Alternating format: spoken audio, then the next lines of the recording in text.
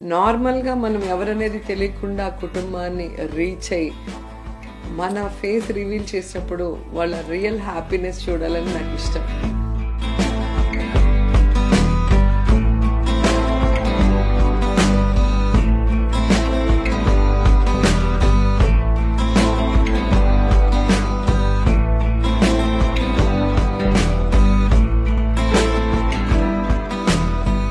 ఎందుకంటే అది ఎన్ని కోట్లు పెట్టి కొనలేం, ఎన్ని కోట్లు పెట్టినా కొనలేం ఆ సంతోషాన్ని. నిజంగా అది నాకు చాలా ఇష్టం, ఆ రియల్ హ్యాపీనెస్ చూడటం అనేది. అందుకే నేను మాస్క్ పెట్టుకొని వెళ్ళా.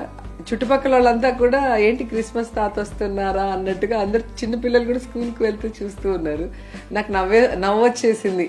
నేను మాస్క్ తీస్తే వీళ్ళ పరిస్థితి ఏంటి, వీళ్ళ రియాక్షన్ ఏంటి అని అనుకుంటూనే సరే ఇప్పుడు వద్దు, వచ్చేటప్పుడు చూద్దామని లోపలికి వెళ్ళిపోయా.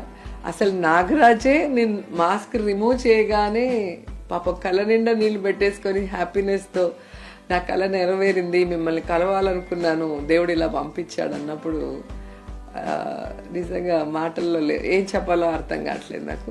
అలాగే రివర్స్లో వచ్చేటప్పుడు నేను అక్కడ ఇడ్లీలు వేసే పెద్ద ఆవిడ లేసి అయ్యో మీరమ్మా నాకు తెలీదు అని చెప్పి ఆవిడ చాలా గౌరవంగా నమస్కారం పెట్టడము. తర్వాత ఒక ఆవిడైతే పెద్ద ఆవిడ ఫుల్ పడి నవ్వుతుంది, మీరేనా నేను ఎవరో అనుకున్నాను అంటే